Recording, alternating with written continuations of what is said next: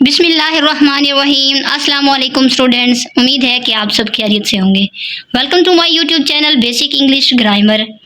Students, today our topic of discussion is conjunction. तो what is conjunction? Conjunction is a word, ठीक है जी, define करते हैं।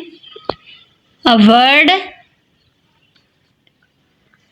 that is used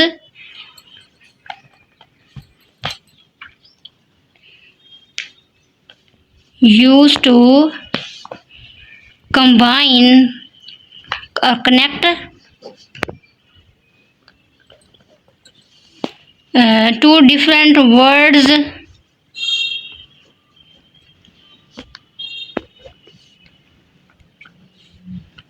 or different sentences।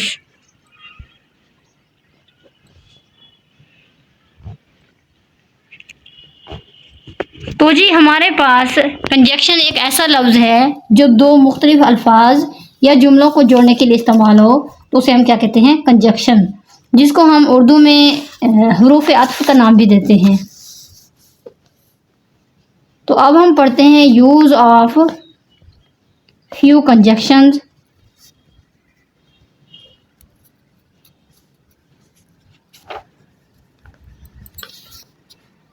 तो conjunctions की हमारे पास एग्जांपल्स हैं।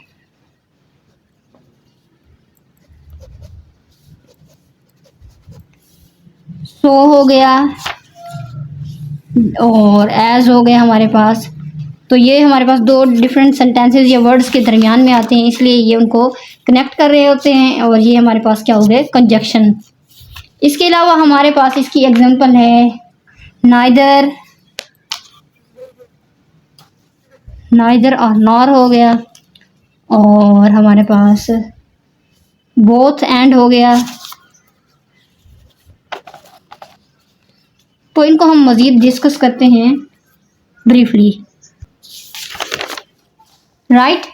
तो अब हम देखते हैं कि सो और एज का हमारे पास किस किस्म का यूज़ है। तो सो और एज हो गया हमारे पास, ये हरूफ मनफी जुमलों में इस्तेमाल होते हैं, यानी नेगेटिव सेंटेंसेस के लिए हम इनको इस्तेमाल करते हैं।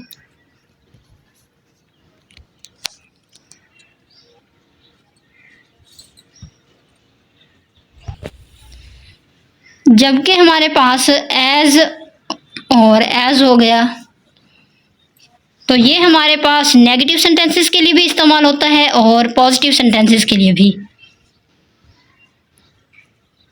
नेगेटिव और जुमले और मुस्बत जुमलों के लिए ये दोनों में इस्तेमाल होता है।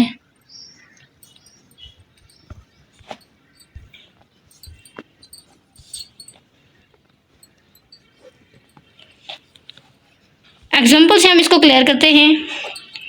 तो एक एग्जाम्पल है हमारे पास, he is as strong as you.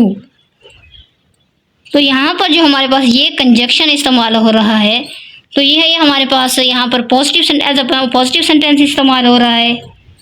और दूसरी अगर हम इसकी एग्जांपल लें, he is not so strong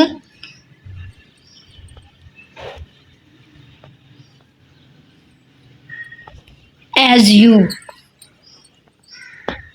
तो यहाँ पर एज और एज ये हमारे पास एज अ पॉजिटिव सेंटेंस इस्तेमाल हो रहा है कि वो तुमसे ज़्यादा ताकतवर है, यानी वो उतना ही ताकतवर है जितना कि तुम हो। जबकि ये दूसरी हमारे पास जो एग्जांपल है, इसमें कहा जा रहा है कि वो इतना ताकतवर नहीं है जितना कि तुम हो। तो ये यहाँ पर हमारे पास एज अ नेगेटिव सेंटेंस के तौर पर इसमें कंजक्शन ये इस्तेमाल हो रहा है, सो और एज। तो जी ये हमारे पास नेगेटिव हमारे पास सेंटेंसेस में इस्तेमाल होता है नाइदर और नॉर, और ये हमारे पास मायने है इसका ना या नहीं। तो ये नेगेटिव सेंटेंसेस में इस्तेमाल होगा ये जुमले के दोनों हिस्सों में।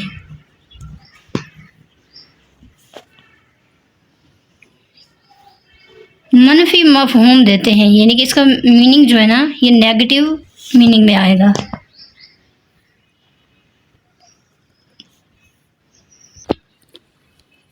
तो these words are used in both parts of the sentence as a negative meaning। तो अगर हम इसकी एग्जांपल लें, neither you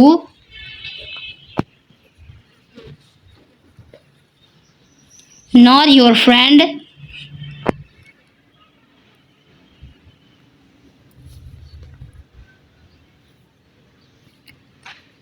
has stolen my watch। तो ना तो तुमने और ना ही तुम्हारे दोस्त ने मेरी घड़ी चुराई। तो यहाँ पर नाइदर कंजक्शन जो है ना और ये नॉर कंजक्शन, ये हमारे पास एज अ नेगेटिव जो है ना इसका ये मफहूम देने जा रहे हैं। तो ये हमारे पास नेगेटिव सेंटेंसेस में इस्तेमाल होंगे। तीसरा हमारे पास है नॉट ओनली बट आल्सो। तो ये भी हमारे पास क्या है, कंजक्शन। इसका यूज़ अगर हम पढ़ें तो ये हमारे पास किसी बात पर जोर देने के लिए इस्तेमाल होता है।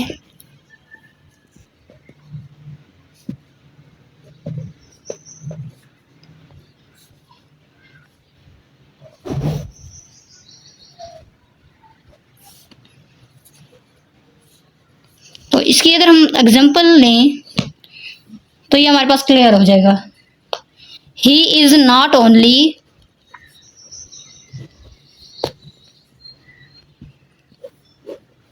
Intelligent but also hard work.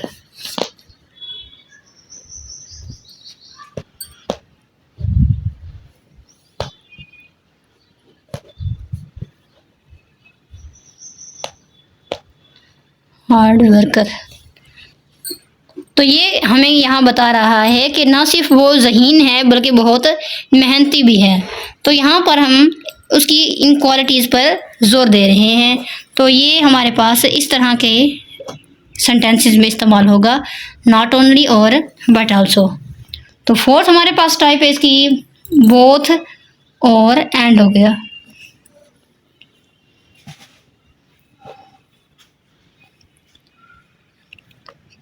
तो ये वर्ड्स जो है ना हमारे पास, ये किसी बात का नुमायां तौर पर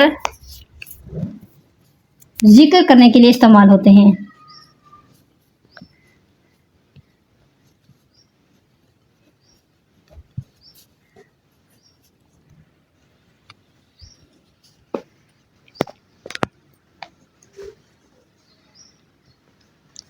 for example, he is both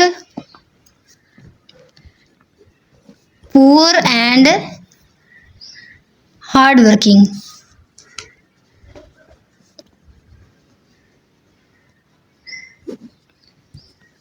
कि वो गरीब होने के साथ साथ बहुत जफाकश, बहुत मेहनती भी है। तो यहाँ पर हम उसकी खूबियों को नुमायां कर रहे हैं। तो यहाँ पर ये हमारे पास कंजक्शन बोथ और एंड यूज हुआ है। तो उम्मीद करती हूँ कि अच्छे से आपको क्लियर हो गया होगा। नेक्स्ट हम इसकी एग्जांपल लेते हैं। सो हो गया हमारे पास और दैट हो गया। ये भी कंजक्शन है हमारे पास। इतना के, ये इस तरह के मायने में इस्तेमाल होता है। सो के बाद दैट हमें ज़रूर लगाना पड़ता है। तो इस तरह वो ना उस बात में वज़न पड़ जाता है, उस बात की अहमियत बढ़ जाती है।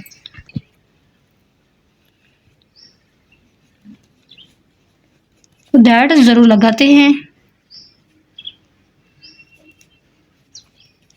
इसकी एग्जांपल है हमारे पास, the medicine was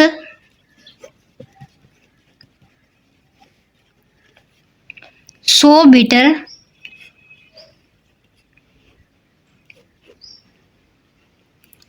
that I could not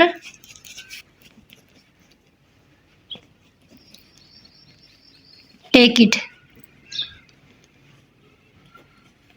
तो यहाँ पर ये क्या है कि हमारे पास मेडिसिन इतनी कड़वी थी कि मैं उसे नहीं पी सका। तो यहाँ पर उस बात पर जोर देने के लिए हमने सो के बाद यहाँ पर दैट कंजक्शन इस्तेमाल किया है। और लास्ट वन है हमारे पास अनटिल,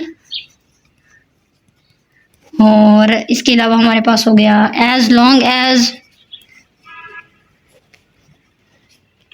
और सो लॉन्ग एज सो। तो ये भी 3 हमारे पास कंजक्शन है। इनको मज़ीद हम एग्जांपल के ज़रिए क्लियर करते हैं। तो ये अनटिल, एज लॉन्ग एज और सो लॉन्ग एज जो है ना हमारे पास, इनका यूज़ पढ़ते हैं। अनटिल जो है ना हमारे पास, ये हमें किसी वाज़े तारीख़ से पहले लगाना पड़ता है, तारीख़ से पहले अनटिल को इस्तेमाल करते हैं।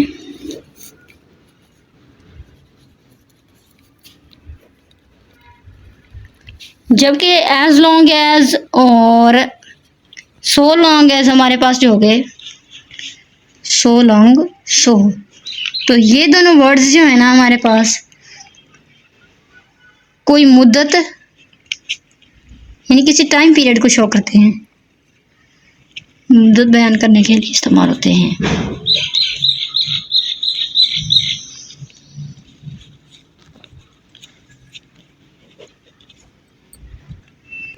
तो उम्मीद करती हूँ कि आज का लेक्चर आप लोगों को अच्छे से समझ आ गया होगा। आज के लेक्चर में हमने कंजक्शन को डिस्कस किया।